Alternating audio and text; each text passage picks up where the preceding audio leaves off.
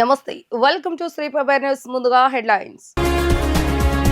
మావోయిస్టుల అరెస్టుపై intelligence additional DG Mahesh చంద్ర లడ్డా కీలక ప్రకటన. నవంబర్ 17న కీలకమైన ఆపరేషన్ చేపట్టామని వెల్లడి. ఇప్పటి వరకు 2.36 లక్షల టన్నుల ధాన్యం సేకరించినట్లుగా తెలిపిన మంత్రి నాదెళ్ల మనోహర్. ధాన్యం రవాణాకు అందుబాటులో 32,000 లారీలు, ట్రాక్టర్లు ఉన్నట్లుగా వెల్లడి. భవానీలు సంతృప్తి చెందేల అమ్మవారి దర్శనం కల్పిస్తామన్న ఎన్టీఆర్ జిల్లా యంత్రాంగం. దీక్ష విరమణకు 6 లక్షల మంది వస్తారని అంచనా. ఛత్తీస్గఢ్ నుంచి ఏపీకి రావాలని మావోయిస్టుల ప్రయత్నం చేస్తున్నారని ఇంటెలిజెన్స్ చీఫ్ మహేష్ చంద్ర లడ్డా అన్నారు.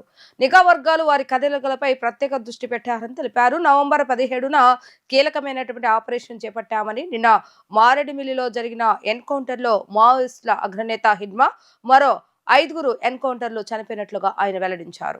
మారేడుమిల్లిలో ఎన్కౌంటర్, ఏపీలోని 5 జిల్లాలో పట్టుబడిన మావోయిస్టులకు సంబంధించిన వివరాలను అడిషనల్ డీజీ మహేష్ చంద్ర లడ్డా మీడియాకు వివరించారు. ఈ సందర్భంగా ఆయన మాట్లాడుతూ, ఈ రోజు కూడా ఏజెన్సీలో నక్సల్స్ పోలీసులకు మధ్య కాల్పులు జరిగినట్లుగా తెలిపారు. ఉదయం 7 గంటల సమయంలో ఏజెన్సీలో కాల్పులు జరిగాయని, 7 నక్సలైట్స్ చనిపోయారని తెలిపారు. వీరిలో 4 పురుషులు, 3 మహిళలు ఉన్నారని, వాళ్ల నుంచి సేకరించిన సమాచారంతో ఎక్కడెక్కడ మావోయిస్టులు ఉన్నారని దృష్టి పెట్టామని వెల్లడించారు.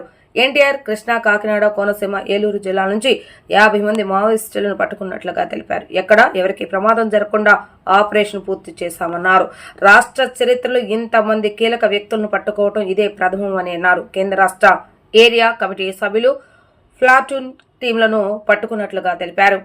వారి నుంచి వెపన్స్ 45,272 రౌండ్స్, 2 మ్యాగజైన్స్, 750 గ్రాముల వైర్, ఇతర సామాగ్రిని స్వాధీనం చేసుకున్నామని అన్నారు. తమ ఫీల్డ్ సిబ్బంది ప్రణాళిక ప్రకారం ఆపరేషన్ పూర్తి చేశామని అన్నారు. ఇందులో పాల్గొన్న వారందరికీ అభినందనలు తెలియజేశారు. ఇంటెలిజెన్స్ విభాగం ఈ విషయంలో బాగా పనిచేస్తుందని కొనియాడారు. ముందే సమాచారం వచ్చినప్పటికీ వారిపై నిఘా పెట్టామని, వారి ఆలోచనలు, కార్యకలాపాలను గమనించినట్లుగా వివరించారు. అన్ని సెట్ చేసుకున్నాకే ఒకేసారి వారందరినీ పట్టుకున్నామని అన్నారు. తెలంగాణ రాష్ట్రంలో కొంతమంది ఇటీవల సరెండర్ అయ్యారని, వాళ్ల ద్వారా సమాచారం వెళితే ఇబ్బందులు ఉంటాయని మావోయిలు భావించారని అన్నారు. అందుకే కొన్ని రోజులు షెల్టర్ తీసుకునేందుకు ఏపీలో పలు ప్రాంతాలు ఎంచుకున్నట్లుగా చెప్పుకొచ్చారు. మళ్లీ సమయం చూసి వాళ్ళ ప్రాంతాలకు వెళ్లాలని నిర్ణయించుకున్నారని, మావోల మూవ్మెంట్ ప్లాన్లపై ఇతర సమాచారం లేదని అన్నారు. హిడ్మాను పట్టుకున్నాక చంపామనే ప్రచారంలో నిజం లేదని ఆయన స్పష్టం చేశారు. NTR district, Krishna district, Eluru, Kakinada, Konaseema 5 districts నుంచి అరెస్ట్ చేయడం జరిగింది. Best part is it was a very specific int based operations. పబ్లిక్కి లేకపోతే పోలీస్కి ఎక్కడ హాని లేకుంటే స్మూత్గా చేయడం జరిగింది. I compliment all my officers, they are with me here and the entire team of police departments. దీనిలో మేజర్ బ్రేక్ త్రూ ఉంటే, first time probably in the history we could arrest so many people, important కార్డర్స్ at one time. దానిలో state committee members, SZCM చెప్తాము, special Zonal Committee members 3, very important cadres from Chhattisgarh area and last చాలా సంవత్సరం నుంచి Maoist మూవ్మెంట్కి వాళ్ళు lead చేస్తున్నారు. దీనిలో weapons 45 weapons, ammunition 272 rounds, 20 pellets and 280 cartridges, 2 magazines, 4 knives, then 750 gram wire, communication equipment, Maoist literature అన్నీ కూడా seize చేయడం జరిగింది. ఈ అరెస్ట్ వల్ల భయపడాలికి అవసరం లేదు. Will see that whatever is happening, whatever we're doing, it's entire towards goal to make again AP Maoist free. So this is what I wanted to tell you. As per our information yesterday మనం మాట్లాడితే when we were speaking to our Chhattisgarh counterpart and Telangana counterpart, they said that people already started approaching that we would like to surrender. So definitely it's going to be a big impact and we can expect a huge number of surrenders in coming weeks and days. ఇప్పుడు continuously ఛత్తీస్గఢ్లో చాలా pressure నడుస్తున్నాయి. So దానివల్ల అక్కడి నుంచి బయటికి వచ్చి వేరే చోట్ల పోయి మూమెంట్ రివైవ్ చేయాలని ఉద్దేశంలో ఉన్నారు వాళ్ళు. So initially they try to go to Telangana. అక్కడే last few weeks before 2 major cadres surrender అయ్యారు. సో ఎవరిదికి సరెండర్ ఇష్టం లేదు, ఈ మూమెంట్ కంటిన్యూ చేయాలా. వాళ్ళు ఏం చేస్తున్నారంటే వాళ్ళు కాడర్ సరెండర్ అయ్యా వాళ్ళ మీద నమ్మకం లేని వల్ల మళ్ళీ మేము అక్కడే ఉంటే మాకు ఏదో హాని చేస్తారు, ఇంటర్నల్ రైవలరీ బేసికలీ. సో దానివల్ల they are looking for the new places. దానిలో AP is one, then Odisha is one, then the other neighbouring states. Because ఛత్తీస్గఢ్లో కంటిన్యూస్గా వాళ్ళ ఫీలింగ్ అంటే ఏఓపీస్ పోలీస్ ఆపరేషన్స్ కంటిన్యూగా అవుతున్నాయి, మాకు అక్కడ ఎగ్జిస్టెన్స్ కష్టం అంతే, దానికి వాళ్ళు వస్తున్నారా. సో దాని పాఠంలో ఇనీషియలీ ఇనీషియలీ ఇచ్చి షెల్టర్ తీసుకోవాలి, కొన్ని రోజులు అబ్జర్వ్ చేసిన తర్వాత వెపన్స్ తెప్పించి మళ్ళీ ఆ ఏఓబి ఏరియాలో పోయి మూవ్మెంట్ రివైవ్ చేయాలి, దానికి ప్లాన్లో ఉన్నారు. ఇప్పటి వరకు 2,36,284 మెట్రిక్ టన్నుల ధాన్యాన్ని స్వీకరించడం జరిగిందని మంత్రి నాదెండ్ల మనోహర్ తెలిపారు. గత సంవత్సరంతో పోలిస్తే ఇది 36% పెరిగిందంటూ ఆయన వెల్లడించారు. గత సంవత్సరం ఇదే రోజుకి రైతుల వద్ద నుంచి 181,800 మెట్రిక్ టన్నుల ధాన్యాన్ని కొనుగోలు చేశామని ఆయన ఈ సందర్భంగా గుర్తు చేశారు. సివిల్ సప్లై కార్యాలయంలో ఏర్పాటు చేసిన విలేకరుల సమావేశంలో మంత్రి నాదెండ్ల మనోహర్ మాట్లాడుతూ గత ఏడాది ధాన్యం సేకరణకు 12,000 కోట్ల రూపాయలు, ఇప్పటి వరకు దాదాపు 32,793 మంది రైతుల వద్ద నుంచి అధికారులు ధాన్యాన్ని సేకరించారని తెలిపారు. గత ఏడాది ధాన్యం సేకరణ కోసం 12,000 కోట్లు ఖర్చు చేస్తామని వివరించారు. గతంలో ధాన్యం విక్రయించిన 48 గంటల్లోనే రైతులకు ధాన్యం డబ్బుల చెల్లింపు జరిగేవని పేర్కొన్నారు. కానీ ఈ సంవత్సరం మాత్రం కేవలం 24 గంటల్లోనే రైతులకు డబ్బులు ఇచ్చేలా అన్ని రకాల చర్యలను చేపట్టామని తెలిపారు. ఇప్పటి వరకు ధాన్యం సేకరణకు సంబంధించి 560.40 కోట్లు రైతులకు చెల్లింపులు చేస్తామని వివరించారు. రైతులకు ఏ విధమైన ఇబ్బందులు తలెత్తకుండా 6 కోట్ల గోనె సంచులను సిద్ధం చేశామని తెలిపారు. రైతు సేవా కేంద్రాల్లో గోనె సంచులు అందుబాటులో ఉన్నాయని నాదెండ్ల అన్నారు. ధాన్యం రవాణా కోసం రాష్ట్ర వ్యాప్తంగా 32,000 లారీలు, ట్రాక్టర్లు అందుబాటులో ఉంచుతున్నామని స్పష్టం చేశారు. ఈ రోజుకి సరిగ్గా 20,220 వాహనాలు రవాణాకు సిద్ధంగా ఉన్నాయని వివరించారు. అయితే ధాన్యం సేకరణకు మిల్లర్ల నుంచి ఇంకా పూర్తి సహకారం రావాల్సి ఉందని తెలిపారు. రైతుల కోసం 50,000 టార్పన్లు సిద్ధం చేస్తున్నామని తెలిపారు. ప్రస్తుతం ఆర్ఎస్కేలో 19,000 టార్పన్లు అందుబాటులో ఉన్నాయని, రైతులు వాటిని వినియోగించుకోవాలని ఆయన రైతులను కోరారు. ధాన్యం కొనుగోలు ప్రక్రియ రాష్ట్ర వ్యాప్తంగా అనేక జిల్లాల్లో ఊపందుకుంది. రైతు సోదరులందరూ కూడా ఒక నమ్మకంతో మా కూటమి ప్రభుత్వం అందిస్తున్న ఒక భరోసా, నిజాయితీగా పారదర్శకతతోటి మేము చేస్తున్న ఈ కార్యక్రమానికి ప్రతి ఒక్కరి అంచనాల మేరకు, ఆశించిన మేరకు క్షేత్రస్థాయిలో దాదాపు 16,000 సిబ్బంది కృషి చేస్తూ, జిల్లా స్థాయిలో ఉన్న మా జాయింట్ కలెక్టర్లు, కలెక్టర్ గారు వీళ్ళందరూ కూడా మా కార్పొరేషన్ నుంచి ఎండీ గారు రెగ్యులర్ మానిటరింగ్తో ఈ కార్యక్రమాన్ని ముందుకు తీసుకురాగలిగాం. ఈ రోజు వరకు మేము ధాన్యం కొనుగోలు చేసింది 2,36,284 మెట్రిక్ టన్నులు. ఇది గత సంవత్సరంతో పోల్చుకుంటే 30% పెరిగిందండి. గత సంవత్సరం ఇదే రోజున 181,800 మెట్రిక్ టన్నులు మేము ధాన్యం కొనుగోలు చేయడం జరిగింది. సుమారు 30% అదనంగా ఈ సంవత్సరం రైతాంగం కూడా కనీస మద్దతు ధరకు ఇచ్చే విధంగా క్షేత్రస్థాయిలో మేము చేసిన లోతైన అవగాహనతోటి ఒక ప్రణాళికబద్ధంగా చేసుకుంటూ వెళ్తున్న కార్యక్రమానికి ఎంతోమంది రైతులు దీని ద్వారా వారికి సహాయం చేయగలిగాం. ప్రత్యేకంగా సన్న రైతులకి, మధ్య రైతులకి, ఎక్కువ మంది కౌలు రైతులు, దాదాపు 6,600 మంది కౌలు రైతులు దీన్ని సద్వినియోగం చేసుకోగలిగారు మాకున్న రికార్డ్స్ మేరకు. డబ్బుల విషయంలో కూడా మేము మొదటి రోజు నుంచి అంటూనే ఉన్నాం. గత సంవత్సరం సుమారు 12,000 కోట్లు మేము ధాన్యం కొనుగోలు చేసినప్పుడు 48 గంటల్లోనే చెల్లిస్తామనే మాట గౌరవ ముఖ్యమంత్రి గారు చంద్రబాబు నాయుడు గారు, అదేవిధంగా గౌరవ ఉప ముఖ్యమంత్రి గారు పవన్ కళ్యాణ్ గారు ఇచ్చిన మాట మేరకు అది క్షేత్రస్థాయిలో అందరికీ కూడా అందే విధంగా ఒక అద్భుతమైన కార్యక్రమం చేశాం. దేశంలోనే మొట్టమొదటిసారి 48 గంటల్లోనే డబ్బులు జమ చేయడం.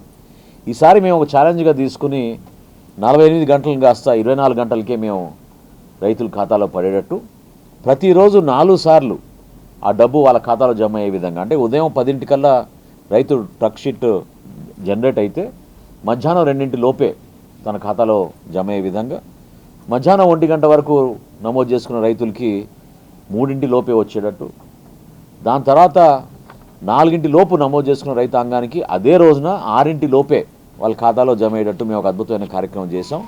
అందులో భాగంగా ఇప్పుడు వరకు 560,48,00,000 రైతులకి 24 గంటల్లోనే మేము జమ చేయడం జరిగింది. ఇది గత సంవత్సరంతో పోల్చుకుంటే ఇదే రోజున 418 కోట్ల రూపాయలు ధాన్యం ఈ రోజుకి మేము కొనుగోలు చేసాం. అంటే సుమారు 34% అదనంగా వాళ్ళ ఖాతాలకు జమ చేయడం జరిగింది. ఎక్కువగా లాస్ట్ టైము ఎదురైన సమస్య గోతాల విషయంలో.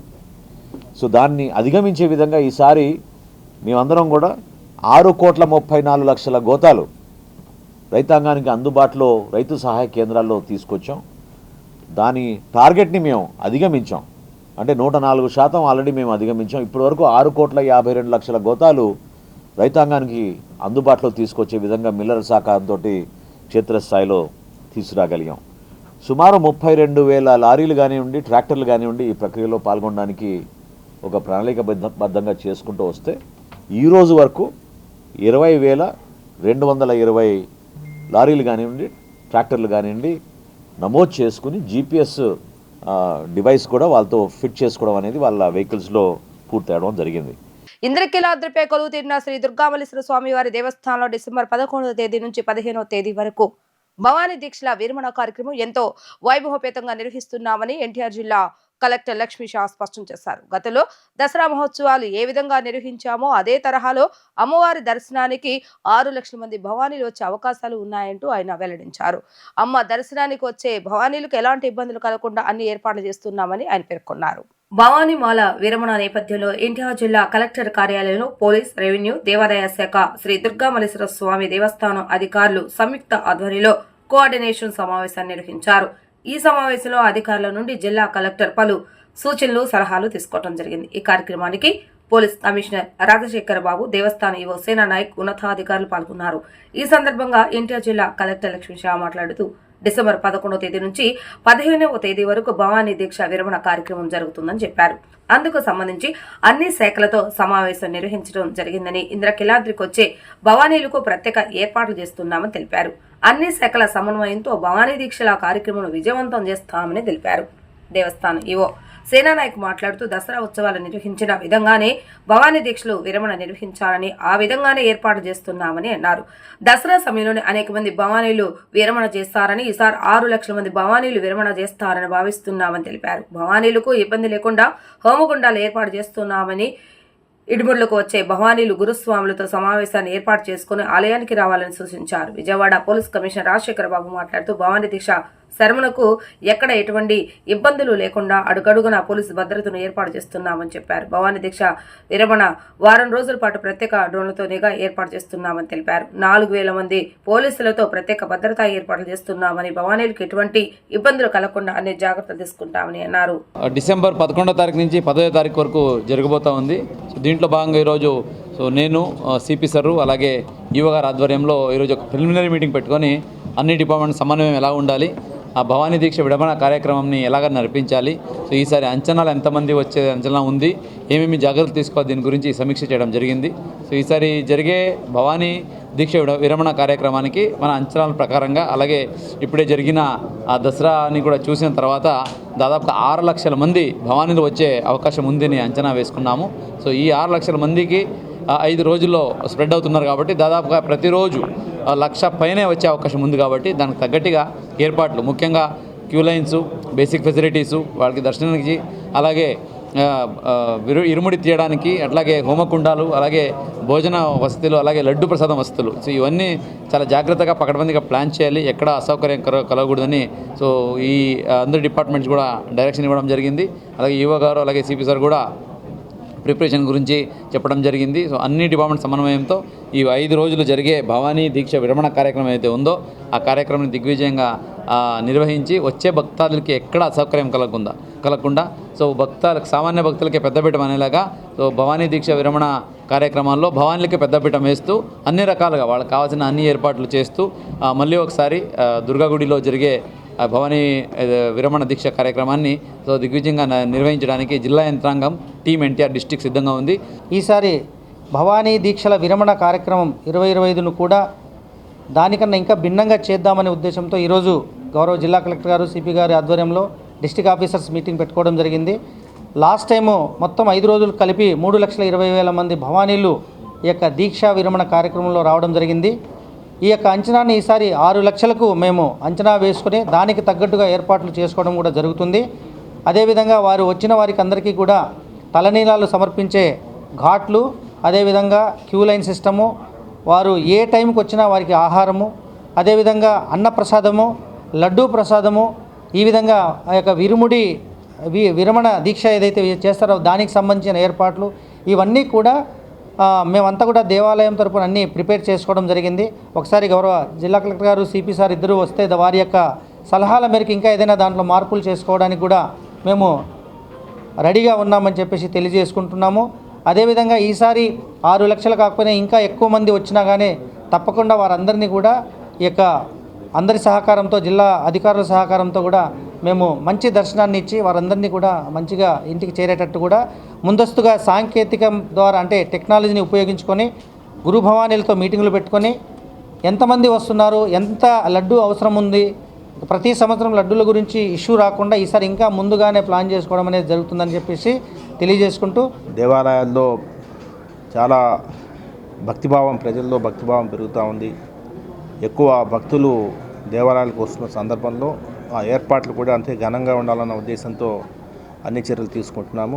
ముఖ్యంగా ఈసారి దసరాలోనే మనం టెక్నాలజీని చాలా ఉపయోగించాము. ఈసారి ఇంకొంత టెక్నాలజీని మనము అడాప్ట్ చేసుకుంటూ ముందుకెళ్లాల్సిన పరిస్థితి ఉంది. దాని గురించే ఈసారి గురుభావ అనేది ఎవరైతే వస్తారో సో వారి ఎంతమంది వస్తారనేది వాళ్ళ రిజిస్ట్రేషన్ అనేది ఈసారి అప్లికేషన్లో తయారు చేసి ముందే కలెక్ట్ చేయడము, అదేవిధంగా లడ్డు ఏదైతే కొనుగోలు ఉందో ఆ కొనుగోలు కూడా గ్రామ సచివాలయాల్లోనే లడ్డు కొనుగోలు చేయడము, అదేవిధంగా క్యూ లైన్స్లోనే క్యూఆర్ కోడ్ ద్వారా లడ్డూలు కొనుక్కునే అవకాశం కల్పించడము. రాష్ట్రాన్ని మాదక ద్రవ్య రహితంగా తీర్చిదిద్దేందుకు కేంద్ర ప్రభుత్వ సహకారంతో ఆంధ్రప్రదేశ్ ప్రభుత్వం పనిచేస్తుందని మంత్రి డోలా బాలవీరాంజనేయ స్వామి పేర్కొన్నారు. ఉత్తరాంధ్రలో మాదక ద్రవ్యాల సాగు ప్రాంతాలను డ్రోన్ల సహాయంతో గుర్తించి గంజాయి పంటను నిర్వీర్యం చేయడం ద్వారా గంజాయి సాగును నిర్వీర్యం చేసిన రాష్ట్రంగా ఏపీ గుర్తింపు పొందిందని చెప్పారు. ప్రజలు ఎక్కడైనా గంజాయి పండిస్తున్నట్లుగా గుర్తిస్తే అధికారుల దృష్టికి తీసుకురావాలని, తగిన ప్రోత్సాహాన్ని అందజేస్తామని ఆయన హామీ ఇచ్చారు. సామాజిక న్యాయం మరియు సాధికారత మంత్రిత్వ శాఖ ఆధ్వర్యంలో విజయవాడ లయోలా ఆడిటోరియంలో నిర్వహించిన నాషా ముక్త్ భారత్ అభియాన్ రాష్ట్ర స్థాయి వర్క్ షాప్ కు మంత్రి డోలా బాల వీరాంజనేయ స్వామి ముఖ్య అతిథిగా హాజరయ్యారు. ఈ సందర్భంగా మంత్రి బాల వీరాంజనేయ స్వామి మాట్లాడుతూ మాదక ద్రవ్యాలకు వ్యతిరేకంగా పోరాడేందుకు పోలీస్, ఎక్సైజ్, విద్యాశాఖ మరియు డి అడిక్షన్ డిపార్ట్మెంట్లను ఒకే వేదికపైకి తీసుకువచ్చి సమీకృత వ్యవస్థను ఏర్పాటు చేస్తామని తెలిపారు. ఉత్తరాంధ్రలో మాదక ద్రవ్యాల సాగు ప్రాంతాలను డ్రోన్ల సహాయంతో గుర్తించి గంజాయి పంటను నిర్వీర్యం చేయడం ద్వారా గంజాయి సాగును నిర్వీర్యం చేసిన రాష్ట్రంగా ఆంధ్రప్రదేశ్ గుర్తింపు పొందిందని వెల్లడించారు. గంజాయి, లిక్విడ్, చాక్లెట్స్, సిగరెట్స్ రూపంలో తరలిస్తున్న వారిని గుర్తించి శిక్షించి జైలుకు పంపడం ద్వారా ప్రభుత్వం ఈ అంశంపై తీవ్రంగా కృషి చేస్తుందని తెలిపారు. మాదక ద్రవ్యాల అక్రమ రవాణాను అరికట్టడంలో ప్రత్యేక శిక్షణ పొందిన పోలీస్ జాగిలాల సేవలను కూడా ఆయన కొనియాడారు. ప్రజలు ఎక్కడైనా గంజాయి మొక్కలు పెరుగుతున్నట్లుగా గుర్తిస్తే అధికారుల దృష్టికి తీసుకురావాలని, తగిన ప్రోత్సాహాన్ని అందజేస్తామని హామీ ఇచ్చారు. మాదక ద్రవ్య రహిత సమాజాన్ని నిర్మించడం, మాదక ద్రవ్య రహిత ఆంధ్రప్రదేశ్ను, మాదక ద్రవ్య రహిత భారతదేశాన్ని సాధించడంలో భాగంగా ఈ నషాముక్త భారత్ అభియాన్ని కేంద్ర ప్రభుత్వం ప్రధానమంత్రి గారు నరేంద్ర మోడీ గారి సారథ్యంలో కేంద్ర సామాజిక న్యాయ శాఖ మంత్రులు వీరేంద్ర కుమార్ గారు 5 సంవత్సరాల క్రితం ఈ కార్యక్రమాన్ని ప్రారంభించడం జరిగింది. మన రాష్ట్రంలో కూడాను గత 5 సంవత్సరాల నుంచి కూడాను ఈ కార్యక్రమాన్ని చేస్తున్నాం.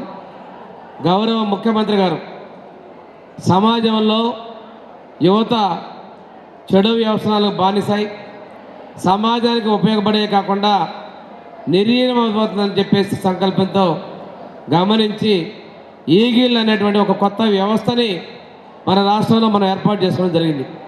ఈగిల్ అంటే elite anti narcotics group for law enforcement. అంటే నార్కోటిక్స్ అనేటువంటి మత్తు పదార్థాలు, దానిలో గంజాయి కూడా ఒక భాగం. వీటికి వ్యతిరేకంగా పోరాటం చేసే పోలీసు, ఎక్సైజ్, విద్యాశాఖ మరియు నషాముక్త డి అడిక్షన్స్ ఉన్నటువంటి డిపార్ట్మెంట్స్ అన్నింటినీ కూడా ఒక సమీకృతం చేసి ఈ వ్యవస్థను ఏర్పాటు చేయడం జరిగింది.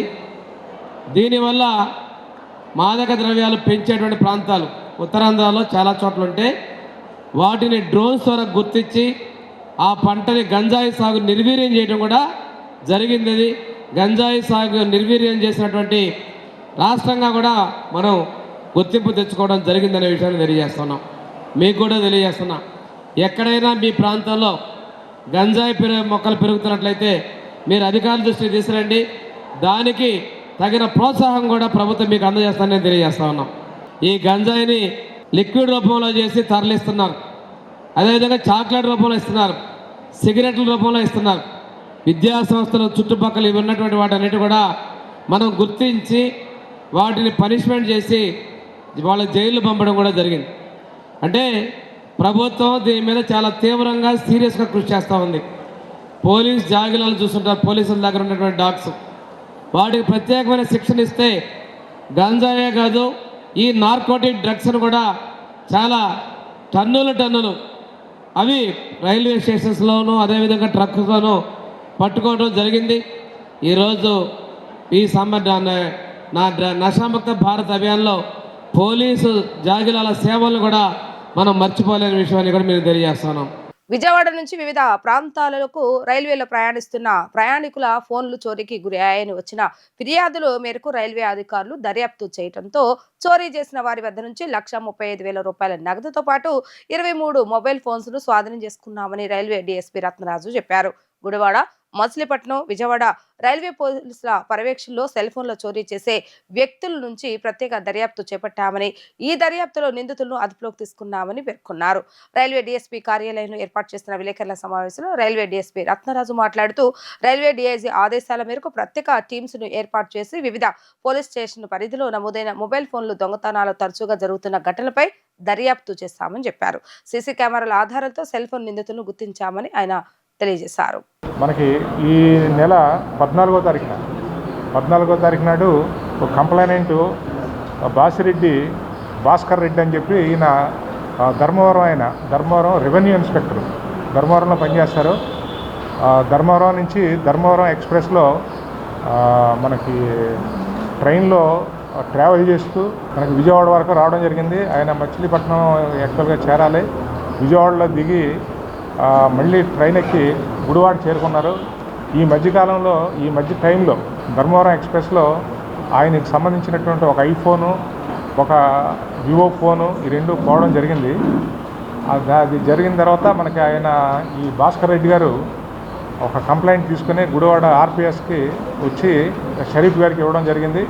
ఆ ఎస్ఐ గారు ఆ కేసు రిజిస్టర్ చేసి దాని దర్యాప్తు నిమిత్తం గుడివాడలోనూ ప్లస్ విజయవాడలోనూ అన్ని చోట్ల కూడా సీసీటీవీ ఫుటేజ్ అంతా కలెక్ట్ చేసి ఈ ఆర్పిఎఫ్ సహాయంతో వెరిఫై చేయగా మనకి ముద్దాయి షేక్ కరీముల్లా అని చెప్పి అతను సస్పెక్టెడ్ పర్సన్గా మనకి అందులో ట్రేస్ అయ్యాడు.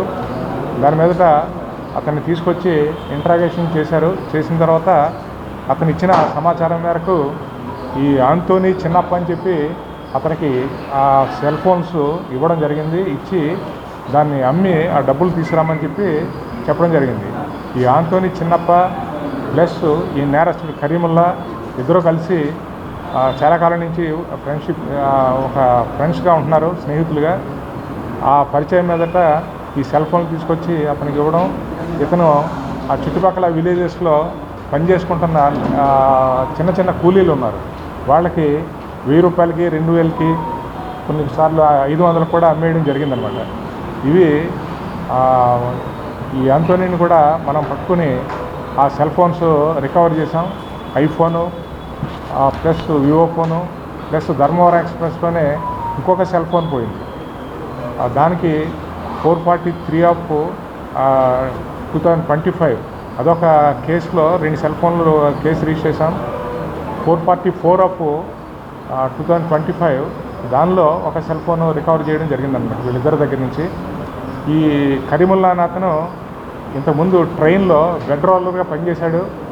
అదే నేపథ్యంలో ట్రైన్లో మూవ్ అవుతూ ఉండగా ఇతను అనుకూలమైనటువంటి సమయం చూసుకుని పాసెంజర్స్ దగ్గర నుంచి సెల్ ఫోన్లు దొంగతనం చేయడం జరిగింది. అదే సెల్ ఫోన్లు ఆంటోనీ ద్వారా చేయడం జరిగింది కనుక ఈ రిసీవర్గా ఆంటోనీని దొంగతనం చేసినందుకు మన షేక్ కరీముల్లాని ఇద్దరిని అరెస్ట్ చూపించడం జరుగుతుంది. ఇప్పుడు మనం ఏ అయితే 3 ఫోన్లు ఈ కేసెస్లో 2 కేసుల్లో అరెస్ట్ చూపించామో అవి కాకుండా మరి ఒక 23 సెల్ ఫోన్లు కూడా అసలు వాళ్ళ దగ్గర నుంచి సేకరించడం జరిగింది. అన్నీ కలిసి ఈవేళ మీ ప్రెస్ సమక్షంలో మనం సీజ్ చేసి దాన్ని ముద్దాయిలిద్దరిని కూడా కోర్టులో ప్రొడ్యూస్ చేస్తాం. మరొకసారి ఇటువంటి నేరాలు జరగకుండా ఈ కఠినమైనటువంటి చర్యలు తీసుకోవడం జరుగుతుంది. అల్లూరి సీతారామరాజు జిల్లా మారేడుమిల్లి అటవీ ప్రాంతంలో మావోయిస్టుల కేంద్ర కమిటీ సభ్యుడు హిడ్మాతో సహా 6గురిని ఎన్కౌంటర్ చేయడం దుర్మార్గమని సిపిఐ జాతీయ కార్యదర్శి కె రామకృష్ణ తీవ్రంగా ఖండించారు. ప్రభుత్వంతో చర్యలకు సిద్ధంగా ఉన్నామని మావోయిస్టులు ప్రకటించినప్పటికీ కేంద్ర ప్రభుత్వం వారిపై దమనకాండం కొనసాగించడం దారుణమంటూ ఆయన విమర్శించారు. ఈ సందర్భంగా విడుదల చేసిన ప్రకటనలో సిపిఐ జాతీయ కార్యదర్శి కె రామకృష్ణ మాట్లాడుతూ ప్రజాస్వామ్యబద్ధంగా ఎన్నికైన ప్రభుత్వం సమస్యలను చర్చల ద్వారా పరిష్కరించాలి కానీ ఎన్కౌంటర్ల పేరుతో మావోయిస్టులను నిర్దాక్షిణ్యంగా హతమార్చడాన్ని తాము వ్యతిరేకిస్తున్నామని రామకృష్ణ స్పష్టం చేయడం జరిగింది. ఆంధ్ర తెలంగాణ సరిహద్దులో జరిగిన ఈ కాల్పుల ఘటనపై వెంటనే న్యాయ విచారణ జరిపించాలని ఆయన డిమాండ్ చేశారు. కేంద్ర ప్రభుత్వం ఇప్పటికైనా హింసాత్మక విధానాలను విడనాడాలని హితవు పలికారు. ప్రజాస్వామ్య ప్రక్రియలో భాగంగా మావోయిస్టులతో చర్చలు జరిపి సమస్యకు శాంతియుత పరిష్కారం కనుగొనాలని సిపిఐ తరఫున డిమాండ్ చేస్తున్నట్లుగా ఆయన తెలిపారు. ఆంధ్ర తెలంగాణ సరిహద్దుల్లో ప్రముఖ నక్సలైట్ నాయకుడు హిడ్మాను ఆయన భార్యను మరికొంతమంది నక్సలైట్ సోదరులను దుర్మార్గంగా కాల్చి చంపడాన్ని భారత కమ్యూనిస్ట్ పార్టీ తరఫున తీవ్రంగా ఖండిస్తారు. కేంద్రంలో అధికారంలో ఉన్న నరేంద్ర మోడీ ప్రభుత్వం హోంమంత్రి అమిత్ షా ఇవాళ దుర్మార్గంగా ఇవాళ ప్రభుత్వ దమన నీతిని కొనసాగిస్తూ ఉన్నారు. నక్సలైట్ వర్గాలు చర్చలకు సిద్ధం, సంప్రదింపులు చేయండి అని చెప్పి వారు చెప్పినప్పటికీ పదే పదే వారు విజ్ఞప్తి చేశారు. వారి విజ్ఞప్తిని కాలరాజు ఇవాళ దుర్మార్గంగా హత్యాకాండ కొనసాగిస్తూ ఉన్నారు. ఇప్పటికే వందలాది మందిని పొట్టన పెట్టుకున్నారు. మరి ఈరోజు కూడా అలాంటి దుర్మార్గ చర్యలకు పాల్పడ్డారు. దీన్ని తీవ్రంగా ఖండిస్తూ ఈ ఘటన పైన న్యాయ విచారణ జరిపించాలని కేంద్ర ప్రభుత్వాన్ని డిమాండ్ చేస్తుంది. అదేవిధంగా ఇప్పటికైనా సరే ప్రభుత్వం దిగి వచ్చి వారితో సంప్రదింపులు జరపాలి. ఏవైతే సమస్యలు పరిష్కారం చేయడానికి అవకాశం ఉందో ఆ సమస్యలు పరిష్కారం చేయాలని కూడా సిపిఐ తరఫున ప్రభుత్వాన్ని డిమాండ్ చేస్తుంది. అట్లు కాకుండా మాకు అధికారం ఉంది కదా అని చెప్పి ఇవాళ పోలీసుల ద్వారా, పారామిలిటరీ ఫోర్సెస్ ద్వారా, ఆయుధాల ద్వారా ఈ సమస్యను పరిష్కారం చేయాలనుకుంటే ఎన్నటికీ ఈ సమస్యను పరిష్కారం చేయలేదు. ఎంతమంది నక్సలైట్ వెళ్ళిపోయినా సరే అది ఏదో రకంగా అది మరి తెలుస్తూనే ఉంటుంది. కాబట్టి ప్రభుత్వం ఈ దుర్మార్గ చర్యలను విడనాడి ఇప్పటికైనా సరే వారితో చర్చలు చేయాలి. వారి సమస్యలు పరిష్కారం చేయడానికి ప్రభుత్వం ముందుకు రావాలి. ఆ రకంగా కాకుండా మేము ఇదే పద్ధతిలో కొనసాగుతామంటే ప్రజలు తగు రీతిలో ఈ ప్రభుత్వానికి బుద్ధి చెప్తారని కూడా సిపిఐ తరఫున హెచ్చరిస్తారు. ఎన్టీఆర్ జిల్లా పరిధిలోని పెండింగ్ లో ఉన్న రైల్వే సమస్యలను త్వరితగతిన పరిష్కరించాలని దక్షిణ మధ్య రైల్వే డిఆర్ఎం మోహిత్ సోనాకియాను ఎంపీ కేశవ్ శివనాథ్ కోరారు. విజయవాడ పశ్చిమ నియోజకవర్గంలో ట్రాఫిక్ సమస్య నివారించేందుకు, ప్రజల రాకపోకల ఇబ్బందులు తొలగించేందుకు కేఎల్రావు బ్రిడ్జి ఎర్రకట్ట వద్ద ఆర్యూబీలు నిర్మించాలని అన్నారు. డిఆర్ఎంగా మోహిత్ సోనాకియా బాధితులు చేపట్టిన తర్వాత మొదటిసారి కలిసిన ఎంపీ కేశవ్ శివనాథ్ ఆయనకు అభినందనలు తెలిపి కొండపల్లి బొమ్మను బహుకరించారు. డిఆర్ఎం కార్యాలయానికి విచ్చేసిన ఎంపీ కేశవ్ శివనాథ్ కు divisional commercial manager Kamalakar Babu స్వాగతం పలికారు. ఈ భేటీలో MP Keshav Sivanath Vijayawada railway station అభివృద్ధి పనులు, కొండపల్లి రైల్వే స్టేషన్ ప్లాట్ఫామ్ విస్తరణ పనులతో పాటు లెవెల్ క్రాసింగ్ గేట్ల అంశంపై చర్చించారు. అలాగే బాంబే కాలనీ, మధురానగర్ మధ్య ఎల్హెచ్ఎస్ నిర్మాణం త్వరగా చేపట్టాలని కోరారు. విజయవాడ పశ్చిమ నియోజకవర్గంలో ట్రాఫిక్ సమస్య నివారించేందుకు, ప్రజల రాకపోకల ఇబ్బందులు తొలగించేందుకు కేఎల్రావు బ్రిడ్జ్ ఎర్రకట్ట వద్ద ఆర్యూబీలు నిర్మించాలని కోరారు. అలాగే ఆర్యూబీల నిర్మాణానికి అన్ని అనుమతులు వచ్చిన level crossing number 316, level crossing number 147, level crossing number 148, level crossing number 8 నిర్మాణానికి టెండర్లు త్వరగా పిలిచి ప్రాజెక్టులను పట్టాలెక్కించాలని అన్నారు. ఎంపీ కేశవ్ శివనాథ్ అభ్యర్థులపై డిఆర్ఎం మోహిత్ సోనాకియా సానుకూలంగా స్పందించారు. ఇంద్రకీలాద్రిపై వేంచేసి ఉన్న కనకదుర్గమ్మను మంత్రి నిమ్మల రామారాయుడు కుటుంబ సమేతంగా దర్శించుకున్నారు. వారికి ఆలయ మర్యాదలతో స్వాగతం పలికారు. దర్శన అనంతరం వేద ఆశీర్వచనాన్ని అందజేశారు. వారికి అమ్మవారి చిత్రపటాన్ని, శేష వస్త్రాన్ని ఈవో సేనానాయక్ చైర్మన్ బొర్రా గాంధీ అందజేశారు. వార్తలు ముగించే ముందు హెడ్లైన్స్ మరొకసారి. మావోయిస్టుల అరెస్టుపై ఇంటెలిజెన్స్ అడిషనల్ డీజీ మహేష్ చంద్ర లడ్డా కీలక ప్రకటన. నవంబర్ 17న కీలకమైన ఆపరేషన్ చేపట్టామని వెల్లడి. ఇప్పటి వరకు 2.36 లక్షల టన్నుల ధాన్యం సేకరించినట్లుగా తెలిపిన మంత్రి నాదెళ్ల మనోహర్. ధాన్యం రవాణాకు అందుబాటులో 32,000 లారీలు, ట్రాక్టర్లు ఉన్నట్లుగా వెల్లడి. భవానీలు సంతృప్తి చెందేలా అమ్మవారి దర్శనం కల్పిస్తామన్న ఎన్టీఆర్ జిల్లా యంత్రాంగం. దీక్ష విరమణకు 6 లక్షల మంది వస్తారని అంచనా. ఇవి ఈ రోజు వార్తా విశేషాలు. మరలా తిరిగి ప్రసారమయ్యే వార్తల్లో మళ్ళీ కలుద్దాం. అంతవరకు సెలవు. నమస్కారం.